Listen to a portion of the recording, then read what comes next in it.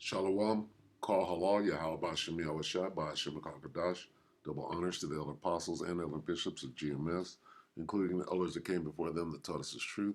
Shalom and salutations to all the brothers out pushing the word in truth and in sincerity, the hopeful elect, Tabernacle of David, to the Aquath that are listening and learning, being a pillar of rest, to the 144,000 and one-third, the hopeful elect of Israel. I'm a brother Yahshua. The hour of doom. All right, we're at the last of the last days. Okay, and the day after the Passover, which is today, started in the evening yesterday, or in the evening. It's hard to, you know, to break that down anyway. Here we are.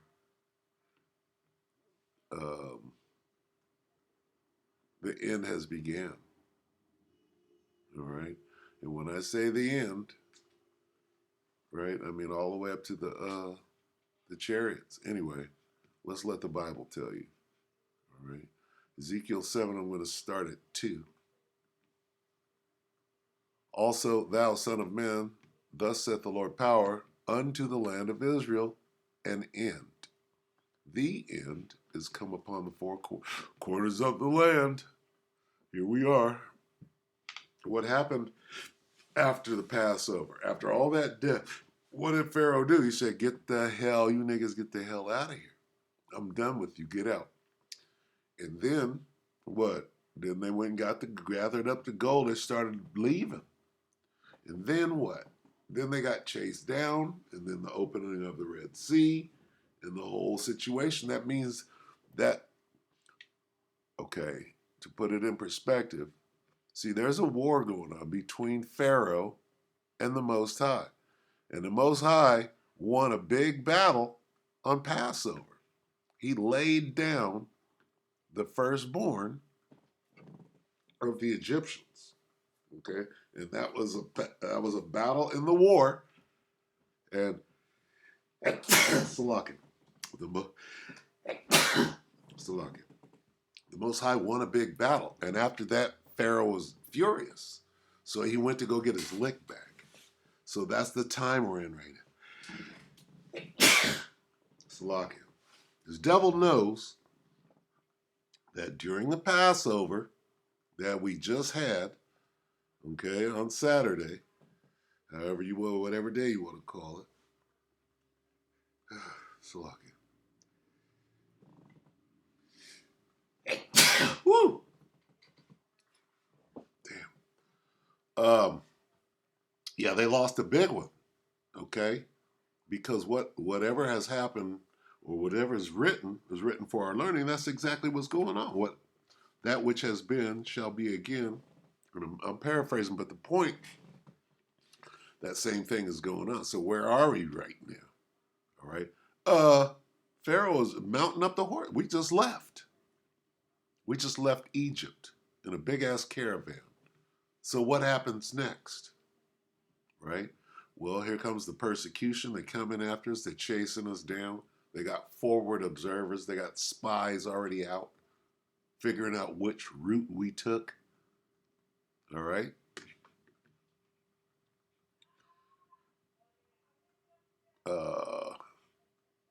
3, Ezekiel 7 and 3. Now is the end come upon thee, and I will send mine anger upon thee, and will judge thee according to thy ways, and will recompense upon thee all thine abominations.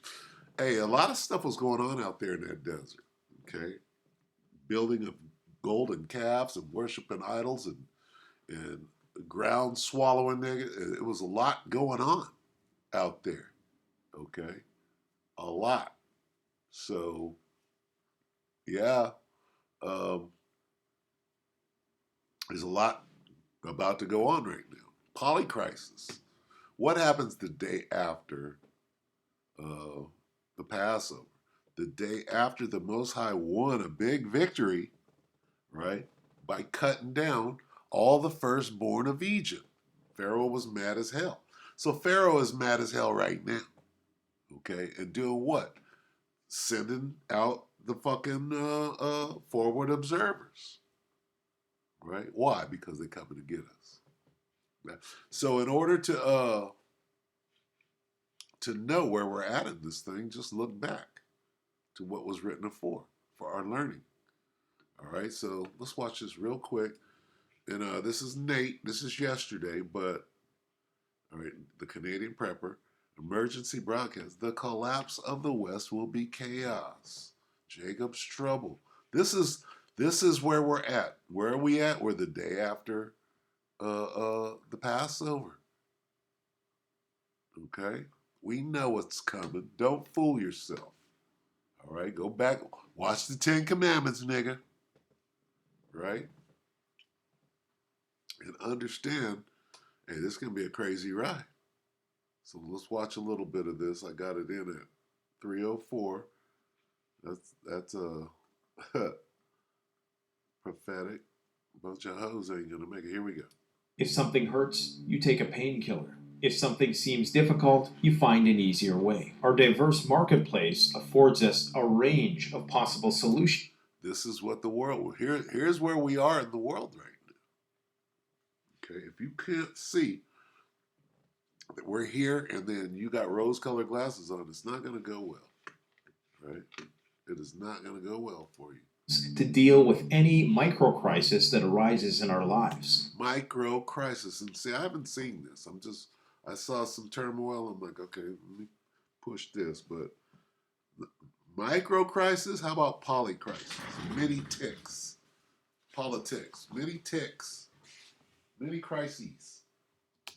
Usually this comes at a relatively low cost. But what happens when that's not an option? For many people, pain and more precisely deprivation are going to be completely foreign experiences. Let me ask you a question. What's the longest you've ever went without food? Have you ever truly been starving before? Have you ever been so thirsty that you would do anything for a glass of water?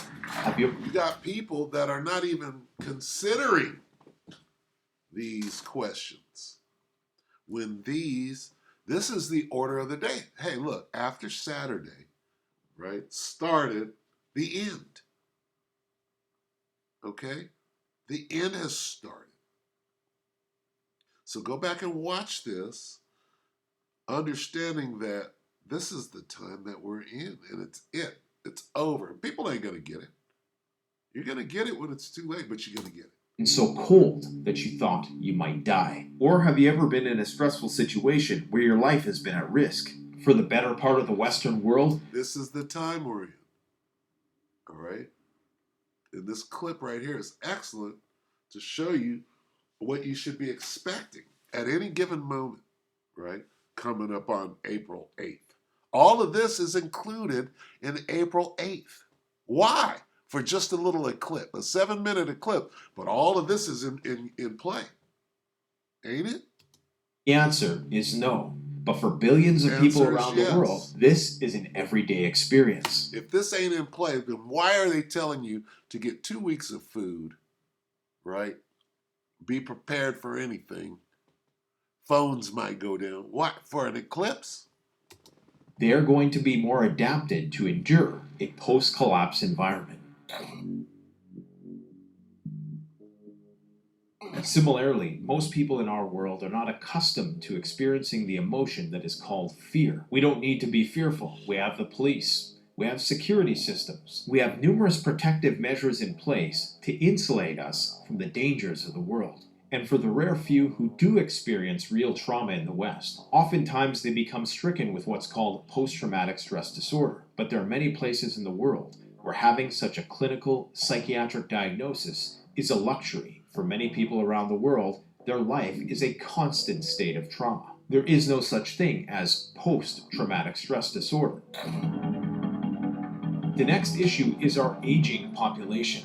A healthy population pyramid is in the shape of a pyramid. You have more young people than you do old people. That means you have more people that can contribute to the economy, pay taxes, and if need be, fight wars. The greater the population of elderly and infirm people within our society, the more dependent they're going to be on a grid that likely won't be there after disaster strikes. Now, the older generations are arguably more resourceful, are more in control of their emotions, and this might actually be a mitigating factor when it comes to minimizing chaos in a post-collapse environment. chaos in a post-collapse environment. However, I envision that in a grid-down world, an agrarian lifestyle will be adopted. That is, with a None of that shit's coming. It'll come in the kingdom and everything will be all right. But first, hell got to come. machines without energy and technology. Manual labor is going to be required to Yeah, it fulfill is. all of our Esau. everyday needs. Yeah, it For is. this, you're going to need young, strong people in We're order going to need the heathen. And you're going to be young, strong, and out there in that damn grape field, in that cotton field. to work. Also, younger people are more resilient to medical problems, and they have more neuroplasticity, meaning that they're more likely to be able to adapt to this new post-collapse world. Oh, you will. All right, so I'm going to end it right there. Go back and watch the rest of this. Just, you don't want to be watching cartoons all day, right? And not understand that, hey, this is it, man. It's going to end bad. And the last fall on the roller coaster, we're on it, okay? You're past the point of no return. So let's go back to Ezekiel and let's refresh where we're at right here.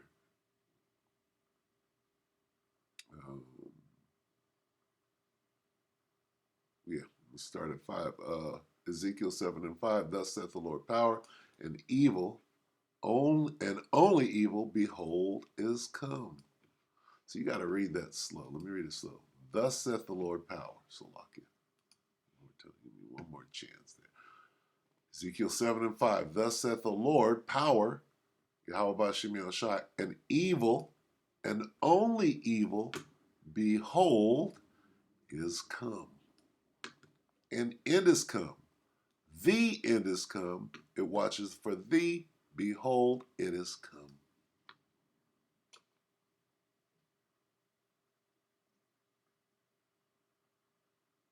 Wow.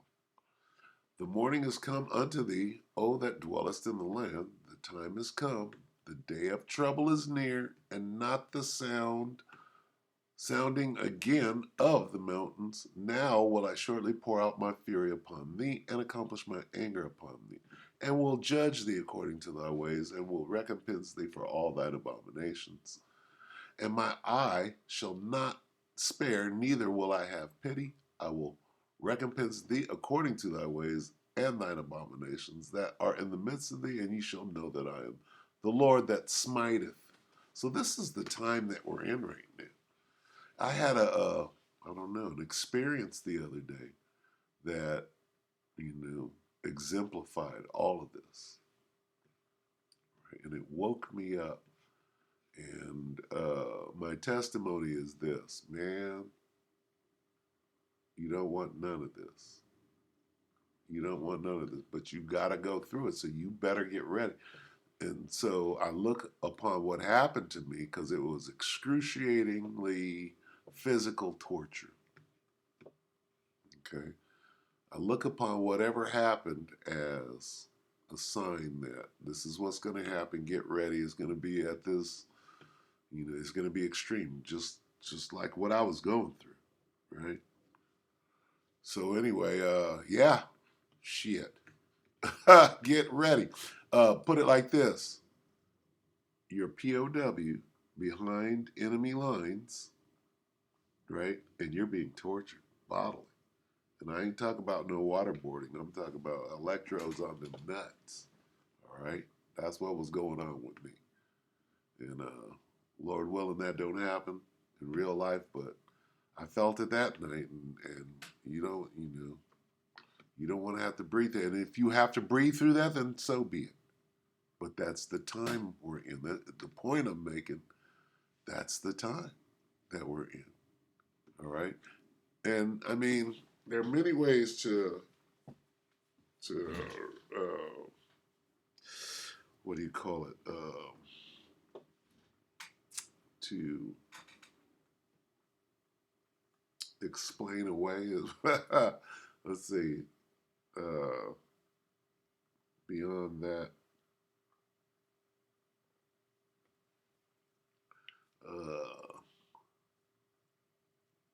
more than you can handle. Let's see.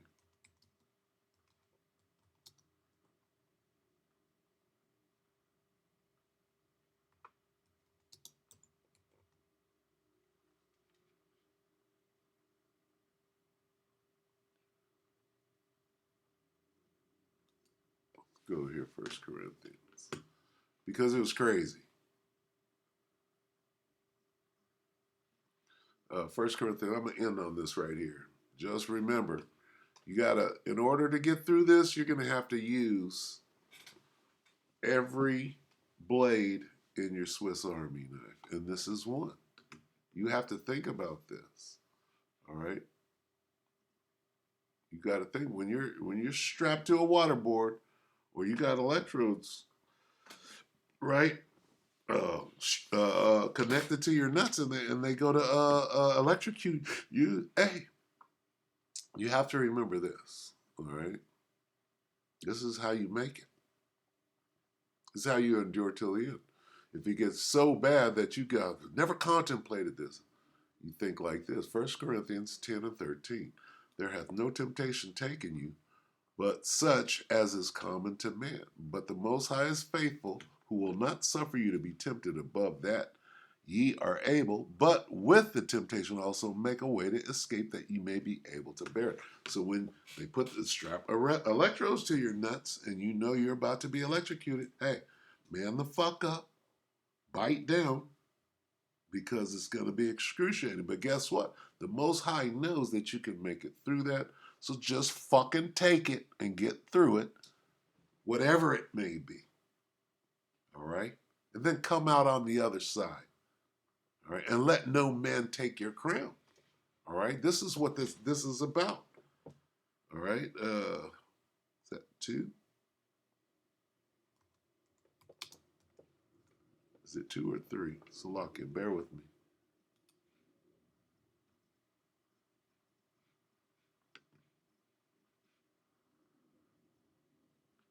What am I looking for? It's 3. Is it? Oh, it's gonna be 11 or 12. 10 or it's gonna be 10 or 11. 11. This is Revelation 3 and 11. Behold, I come quickly. Hold that fast which thou hast, that no man take thy crown. Okay?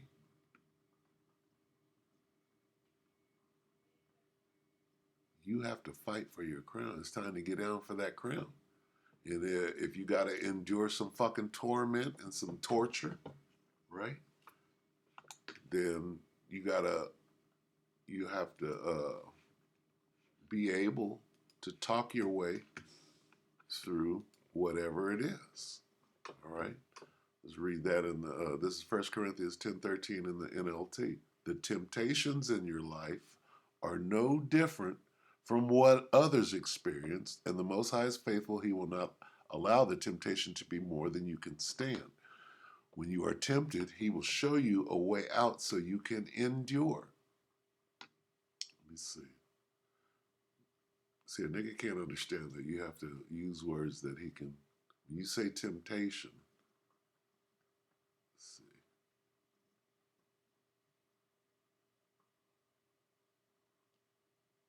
Every test, no temptation, trial, testing. No testing has overtaken you, right? That is not common to everyone. Temptation. Just trying to make it more palatable. Okay, testing. Let's use that word test. No testing has overtaken you. No trial has overtaken you that is not faced by others. Like waterboarding. You ain't the first nigga strapped to a waterboard. All right? Or had electrodes strapped to. The first thing you got to think is, what's the worst thing that can happen? Well, here comes the guillotine. You're not the first nigga that had your head put in a guillotine. Just put your head in there, get your head chopped off, and you're going to be a hero later. Right? Because being guillotined, motherfucker, has benefits. Okay? Anyway, the point is, you can take it. All right? It's going to hurt, but hey, man the fuck up. All right? Man up and get through this. So I'm going to end it right here. Just get ready, man, because there ain't going to be nothing, You have to count this all joy. The way to get through this, all temptations, right? The way to get through it, how are you going to get through this? How are you going to get through it?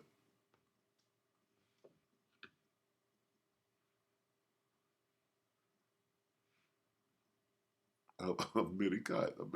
Read 2. James 1 and 2. Consider it pure joy, my brothers, when you encounter trials of many kinds, like being strapped to a waterboard or having electrodes clipped onto your nuts. Right? What? Pure joy. All right? Anyway, with that, we hope the electro edified you, brothers and sisters. Shalom.